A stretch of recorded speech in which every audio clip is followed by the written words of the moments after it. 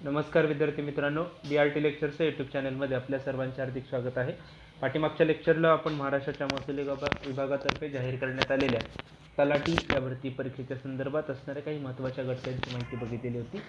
या भरती परीक्षेबरोबरच नुकती जाहीर झालेली टेट ही पूर्व परीक्षा, शिक्षक अभियोग्यता व बुद्धिमत्ता चाचणी, त्याचबरोबर दुसरी एक महत्त्वाची असणारी परीक्षा ती म्हणजे संयुक्त गट क आणि गट ब या वर्गासाठी घेतली जाणारी पूर्व परीक्षा, या परीक्षेबरोबरच वनरक्षक, पोलीस भरती या सर्व भरती परीक्षेच्या संदर्भात असणाऱ्या काही महत्त्वाच्या घटकांच्या विषयी माहिती आपण पाठीमागच्या काही लेक्चर्समध्ये बघितलेले आहेत.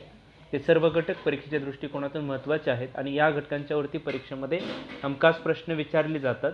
त्या घटकांची आपण या ठिकाणी थोडक्यात माहिती बघितलेली आहे. आजच्या लेक्चरलाही अशाच प्रकारचा एक महत्त्वाचा घटक आपण या ठिकाणी बघणार आहोत की ज्याच्यावरती परीक्षेमध्ये हमखास प्रश्न असतातच आणि त्या घटकाची माहिती आपल्याला या ठिकाणी थोडक्यात मिळणं गरजेचं आहे. त्याचबरोबर लेटेस्ट माहिती असणं गरजेचे आहे, म्हणून आपण या ठिकाणी आज हा घटक बघत आहोत.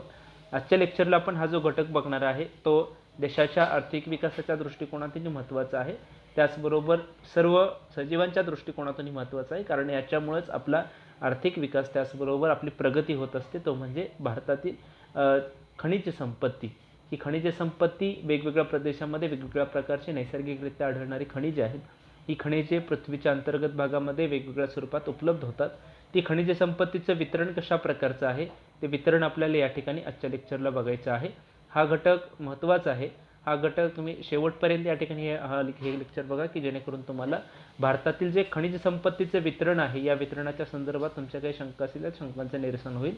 तत्पूर्वी तुम्ही अजून चॅनल सबस्क्राईब केला नसेल सबस्क्राईब करा, त्याचबरोबर बेल आयकॉनला प्रेस करा की जेणेकरून तुम्हाला या विविध भरती परीक्षांच्या संदर्भात असणारे जे विविध व्हिडिओ आहे किंवा विविध माहिती आहे ती माहिती तुमच्यापर्यंत पोहोचेल आणि याचा तुम्हाला परीक्षेच्या दृष्टिकोनातून फायदा होईल.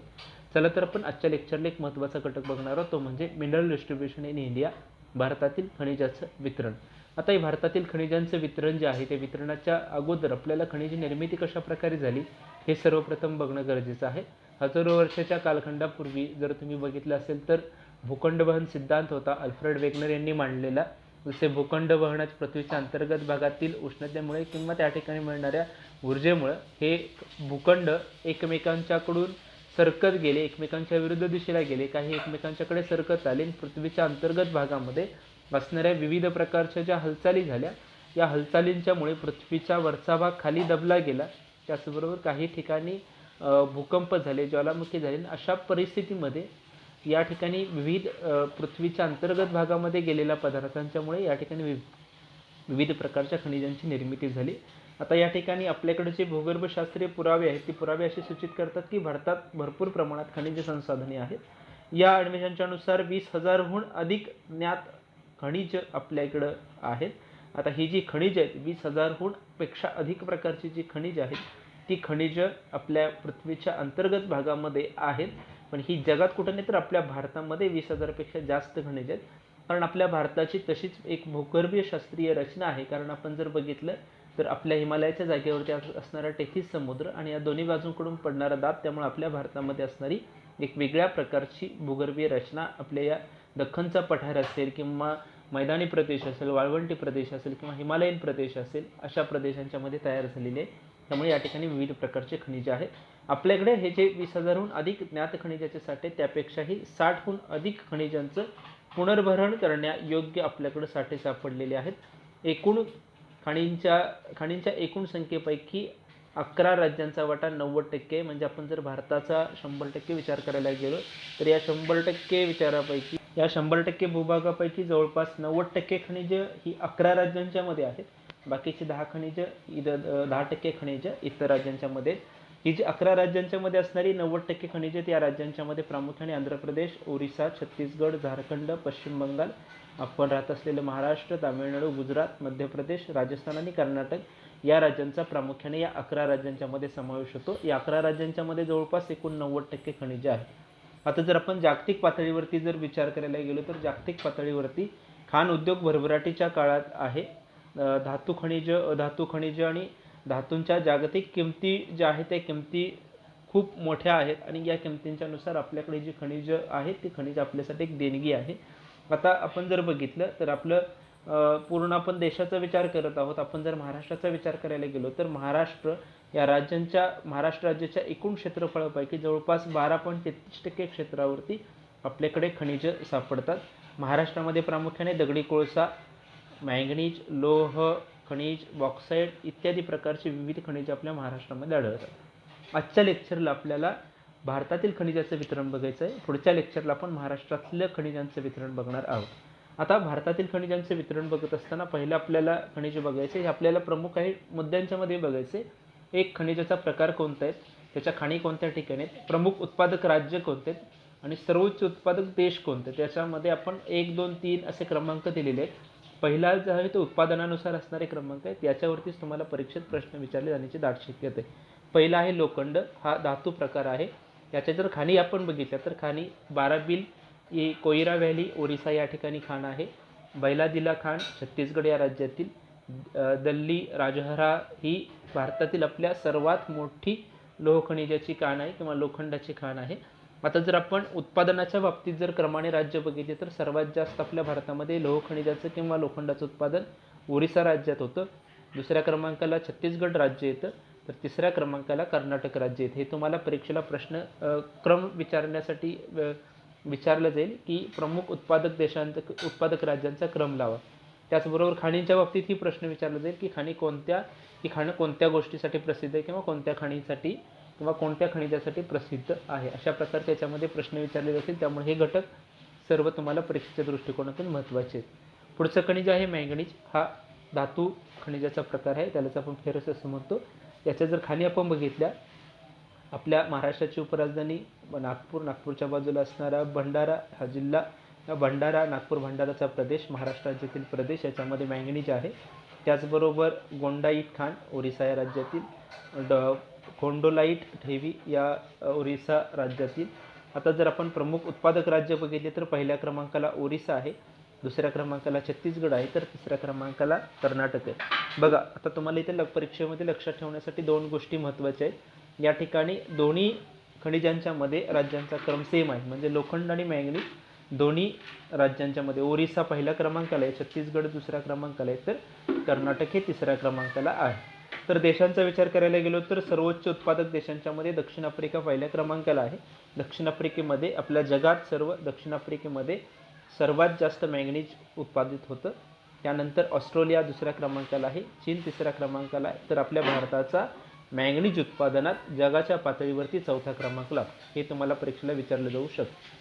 पुढचं खनिज आहे क्रोमाईट. क्रोमाईट हा धातू खनिजाचा एक प्रकार आहे किंवा त्याला आपण फेरस असं म्हणतो. याच्या जर आपण खाणी बघितल्या तर याच्या खाणी सुकिंदा व्हॅली ओरिसा या राज्यातील, हसन प्रदेश कर्नाटक या राज्यातील या ठिकाणी या क्रोमाईट या धातूच्या खाणी आहेत. आता जर प्रमुख उत्पादक राज्य बघितले तर याच्यामध्ये सर्वात जास्त उत्पादन क्रोमाईटचं करणारं पहिलं राज्य आहे ओरिसा, दुसरं आहे कर्नाटक आणि तिसरं आहे आंध्र प्रदेश. ही प्रमुख उत्पादक राज्य आहे. तर देशांच्या बाबतीत विचार करायला गेलो तर देशांच्या बाबतीमध्ये सर्वाधिक क्रोमाईट उत्पादन करणारं राज्य आहे दक्षिण आफ्रिका, 2 नंबरला कझाकिस्तान आणि 3 नंबरला आपल्या भारताचा क्रमांक लागतो. म्हणजे क्रोमाईट उत्पादनात भारत आपल्या 3ऱ्या क्रमांकाला आहे, तर पहिल्या क्रमांकाला दक्षिण आफ्रिका आहे. राज्याचा विचार करायला गेलो तर आपण बघा परत एकदा जर आपण बघितलं तर लोह खनिज, त्याचबरोबर मॅंगनीज आणि क्रोमाईट ही तिन्ही खनिज ओरिसा या राज्यामध्ये सर्वप्रथम किंवा सर्वात जास्त त्याचं उत्पादन होतं. पुढचं आहे निकेल. हाही धातू खनिजाचा एक प्रकार आहे. याच्या खाणी सुकिंदा व्हॅली या ठिकाणी आहेत. त्याचबरोबर सुकिंदा व्हॅली ओरिसा या राज्यातील आणि सिंगभूम प्रदेश झारखंड या राज्यातील या ठिकाणी याच्या सर्वात जास्त खाणी आहेत. प्रमुख उत्पादक जर देश बघितले तर प्रमुख उत्पादक राज्यांच्या मध्ये ओरिसा या राज्यामध्ये सर्वात जास्त निकेलचं उत्पादन होतं, तर दुसऱ्या क्रमांकाला असणारं राज्य आहे ते म्हणजे झारखंड आहे. सर्वोच्च उत्पादक देश जर आपण बघितले तर जागतिक पातळीवरती सर्वात जास्त उत्पादन इंडोनेशिया देशामध्ये होतं, दुसऱ्या क्रमांकाला फिलिपाईन्स आहे, तर तिसऱ्या क्रमांकाला जर आपण बघितलं तर रशियामध्ये निकेल या धातूचं उत्पादन होतं. म्हणजे अशा प्रकारे निकेल हा धातू आहे. आपल्या भारताचा विचार करायला गेलं तर 1 नंबरला आहे ओरिसा, या राज्यामध्ये सर्वात जास्त निकेल या धातूचं उत्पादन होतं. त्यानंतरचं पुढचं खनिज आहे कोबाल्ट. याचा प्रकार आहे धातू खनिज आहे. याच्या खाणीत जर आपण बघितलं तर सिंगभूम प्रदेश आहे झारखंड या राज्यातील, केंदुझार प्रदेश ओरिसा राज्यातील, तुयेंगसांग प्रदेश नागालँड या राज्यातील आहे. या प्रमुख प्रदेशांच्या मध्ये कोबाल्ट या धातूच्या खाणी आहेत. प्रमुख उत्पादक राज्य जर बघितले तर प्रमुख उत्पादक राज्यांच्या मध्ये प्रथम क्रमांकावरती कोबाल्टचं उत्पादन करणारं राज्य आहे ते म्हणजे झारखंड. 2 नंबरला ओरिसा आहे, तर 3 नंबरला नागालँड या राज्यामध्ये या खनिजाच्या साठे आहेत. म्हणजे खनिजाच्या साठे पण आहेत आणि सर्वात जास्त उत्पादित करणारे हे राज्य पण आहे. आता जर आपण जागतिक पातळीवरती देशाचा विचार करायला गेलो तर कांगो या देशामध्ये सर्वात जास्त कोबाल्टचं उत्पादन होतं. जागतिक पातळीवरती कोबाल्टचं उत्पादन घेणारा हा पहिल्या क्रमांकाचा देश आहे. दुसऱ्या क्रमांकाचा रशिया आहे, तर तिसऱ्या क्रमांकाचा ऑस्ट्रेलिया हा आहे की जिथे सर्वात जास्त कोबाल्टचं उत्पादन होतं. त्यानंतर आहे बॉक्साईट की ज्याचा ॲल्युमिनियम उत्पादनामध्ये सर्वात जास्त वापर होतो. जो बॉक्साईड हा जो धातू प्रकार आहे तो नॉन फेरस आहे. आता नॉन फेरस आहे त्याच्यामुळे त्या ठिकाणी याच्या खाणीही अशाच काही मोठ्या प्रमाणात आपल्याकडे असलेल्या पाहायला मिळतात. त्याच्यामध्ये बालंगीर ओरिसा या राज्यातील, कोरापूट ओरिसा या राज्यातीलच दुसरी खाण आहे. त्याचबरोबर गुमला झारखंड या राज्यातील, त्याचबरोबर शहडोल ही मध्य प्रदेश या राज्यातील या प्रमुख बॉक्साईट उत्पादन होणाऱ्या खाणी आहेत. उत्पादक राज्य जर आपण बघितले तर पहिल्या क्रमांकाला ओरिसा आहे आणि दुसऱ्या क्रमांकाला गुजरात आहे. सर्वात जास्त ओरिसा या राज्यामध्ये बॉक्साईटचं उत्पादन होतं, तर दुसऱ्या क्रमांकाला गुजरात या राज्यामध्ये होतं. सर्वोच्च उत्पादक देशांच्या मध्ये 1 नंबरला आहे ऑस्ट्रेलिया, 2 नंबरला चीन आहे, तर 3 नंबरला गिनी या देशामध्ये बॉक्साईटचं उत्पादन होतं. म्हणजे जागतिक पातळीवरती जर तुम्ही बघितलं तर बॉक्साईटचं उत्पादन घेणारा 1 नंबरचा देश आहे तो म्हणजे ऑस्ट्रेलिया आहे. तर महाराष्ट्राचा विचार करायला गेला तर महाराष्ट्रामध्ये सर्वात जास्त बॉक्साईटचं उत्पादन ओरिसा या राज्यात होतं. त्यानंतर विद्युत उद्योगामध्ये वापरले जाणारं तांबे हा धातू, हा जर धातू बघितला तोही नॉन फेरस आहे. आता या ठिकाणी याच्या जर तांबे या धातूच्या खाणी बघितल्या तर या तांबे धातूच्या खाणी मालांजखंड बेल्ट या मध्य प्रदेशातील ठिकाणी या ठिकाणी तांबे धातूच्या खाणी आहेत. त्याचबरोबर खेतरी बेल्ट राजस्थान या राज्यातील या ठिकाणी खाणी आहे. खोदरीबा हे राजस्थान या राज्यातील या ठिकाणी खाणी आहेत. म्हणजे आपण जर बघितलं तर तांबे या धातूच्या खाणी सर्वात जास्त राजस्थान या राज्यामध्ये आहेत.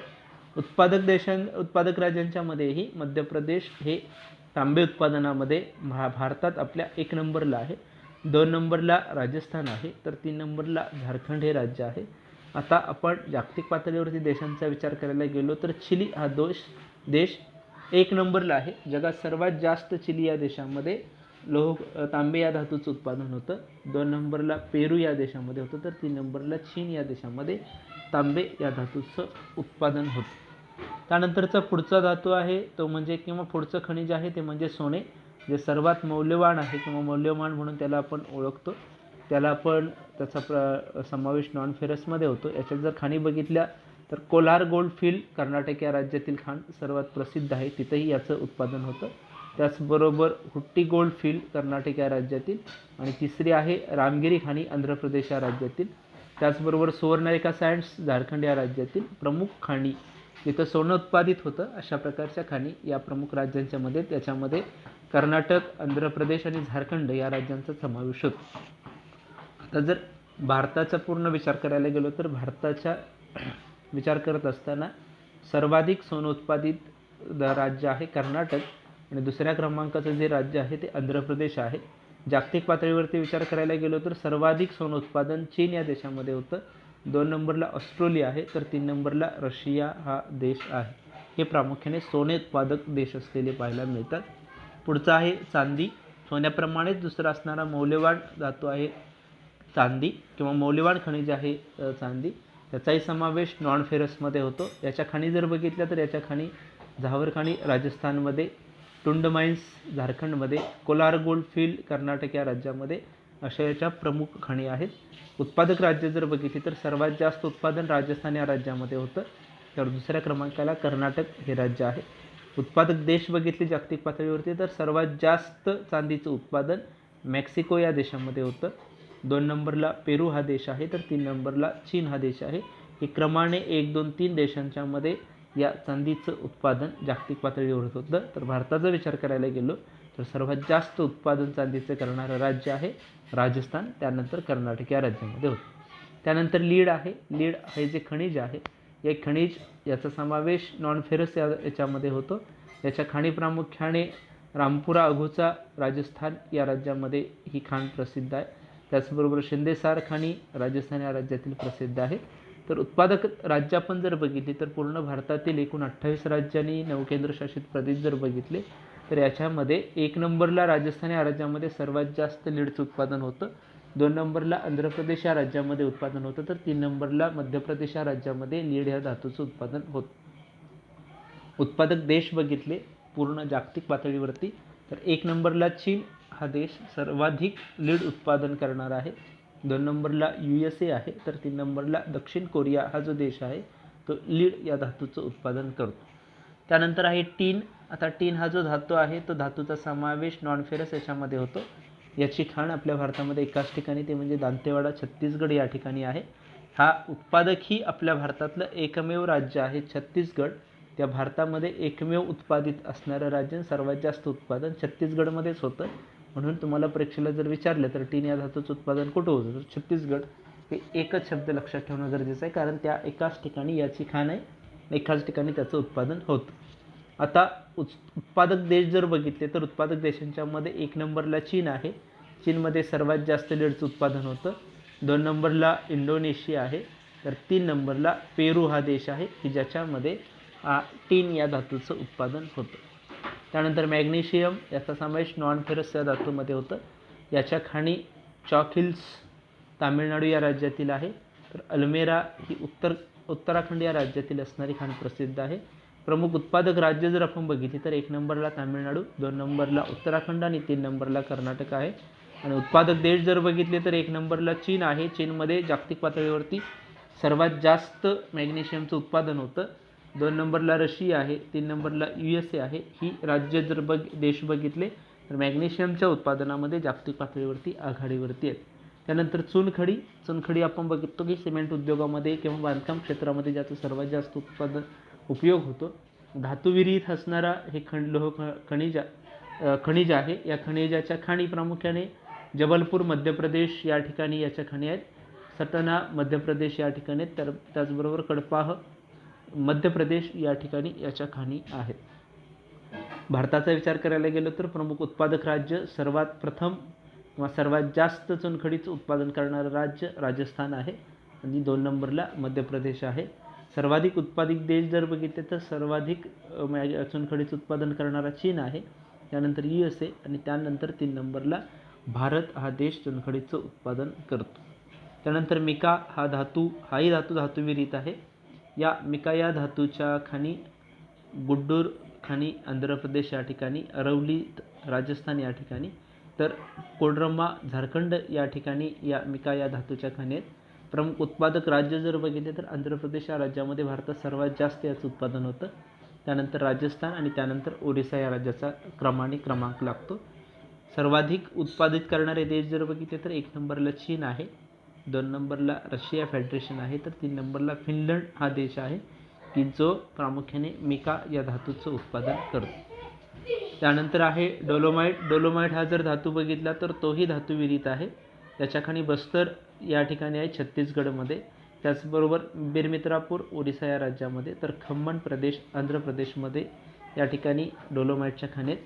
प्रमुख उत्पादक राज्य छत्तीसगड आणि आंध्र प्रदेश आहेत. तर प्रमुख उत्पादक देश जर बघितला तर जागतिक पातळीवरती आपला भारत हा एकच देश आहे जिथे सर्वात जास्त डोलोमाइटचं उत्पादन होतं. पेट्रोलियम आपण बघतो की वाहनांच्यामध्ये आपण बघतो की स्वयंचलित वाहनांच्यामध्ये पेट्रोल वापरलं जातं. या पेट्रोलियमच्या खाणीही तशाच प्रकारचे नॉन मेटेलिक ऊर्जा स्रोत आहे. याची खाणी जर आपण बघितल्या तर लुणेज अंकलेश्वर या ठिकाणी, कोलल गुजरात या ठिकाणी, बॉम्बे हाय मुंबईत या ठिकाणी, महाराष्ट्र भारतातलं सर्वात मोठं तेल क्षेत्र, तर दिग्बोई आसाम भारतातलं सर्वात जुनं तेल क्षेत्र, या ठिकाणी पेट्रोलियमचं उत्पादन सर्वात जास्त होतं. प्रमुख उत्पादक राज्य जर आपण बघितले तर भारतामध्ये महाराष्ट्रातील बॉम्बे आहे या ठिकाणी सर्वात जास्त भारतातले तेल उत्पादन केले जातं. तर गुजरातमधलं अंकलेश्वर या ठिकाणी 2 नंबरच्या क्रमांकाचं तेल उत्पादन केलं जातं. म्हणून भारतातील तेल उत्पादनात दोन्हीच राज्य महत्त्वाची आहेत. उत्पादक देश जर बघितले तर USA हा 1 नंबरला आहे, सौदी अरेबिया 2 नंबरला आहे, तर रशिया 3 नंबरला देश असलेलं पाहायला मिळतं. म्हणजे जागतिक पातळीवरती हे उत्पादित देश आहेत. त्यानंतरचं आहे कोळसा हे खनिज. कोळसाचाही समावेश नॉन मेटॅलिक ऊर्जा स्रोतात होतो किंवा खनिज संपत्तीत होतो. याच्या खाणी कोरबा कोलफिल्ड, बिरामपूर, छत्तीसगड या ठिकाणी आहेत. झारिया कोलफिल्ड, बोकारो कोलफिल्ड, गिरडीह या सर्व खाणी झारखंडमध्ये आहेत. तालचोर फील्ड ओरिसामध्ये आहे. तर सिंगरोली कोळसा क्षेत्र छत्तीसगडमध्ये आपल्या भारतातलं सर्वात मोठं कोळसा क्षेत्र म्हणून सिंगरोली कोळसा क्षेत्र आहे, ते छत्तीसगडमध्ये आहे. प्रमुख उत्पादक राज्य बघितले तर सर्वात जास्त आपल्या भारतात उत्पादन छत्तीसगड राज्यात होतं, त्यानंतर झारखंड, त्यानंतर ओरिसा या राज्याचा क्रमांक लागतो. त्यानंतर युरेनियम आहे. युरेनियम हे अनुत्पादित आहे. अणु प्रकारचं लोह खनिज आहे. याच्या खाणी जादूगोडा खान झारखंड, तुम्मलापल्ले खान आंध्र प्रदेश आपल्या भारतातील युरेनियमची सर्वात मोठी खाण आहे. त्याचबरोबर डोमियासीट ही मेघालय या ठिकाणी. उत्पादक राज्य बघितले तर आंध्र प्रदेश, झारखंड आणि कर्नाटक ही राज्य सर्वात जास्त उत्पादन आहेत. उत्पादित देश बघितले तर कझाकस्तान, कॅनडा आणि ऑस्ट्रेलिया हे सर्वात जास्त उत्पादन करणारे देश आहेत. त्यानंतर जिप्सम ही धातुविरहित खनिज आहे.